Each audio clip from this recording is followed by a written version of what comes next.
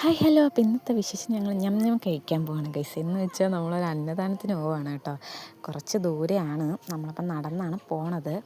അപ്പം നമ്മൾ ഈ തോട് വഴി കുറുക്ക് വഴി കൂടെ കയറിയാണ് കേട്ടോ പോണത്. അപ്പം നമ്മൾ കുറച്ച് വെയിൽ കൊള്ളണ്ടല്ലോ എന്നിട്ട് കുറുക്ക് വഴി കൂടെയാണ് പോണത്. ഇത് നമ്മളെ തോടാണ് കേട്ടോ. ഇവിടെയാണ് നമ്മൾ കുളിക്കാൻ വരുന്നത്. നമ്മൾ കുളം കഴിഞ്ഞാൽ പിന്നെ കുളിക്കാനും തുണി അലക്കാനൊക്കെ വരുന്നത് ഈ തോട്ടിലാണ് കേട്ടോ.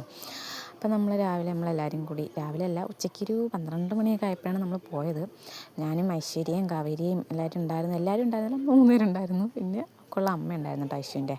നമ്മളെല്ലാവരും കൂടെയാണ് പോയത്. ബാക്കി ആരും വന്നില്ല, അവർ സ്കൂളിൽ പോയി. എല്ലാവർക്കും ഉണ്ട്, അതുകൊണ്ട് അവരൊക്കെ സ്കൂളിൽ പോയി കേട്ടോ.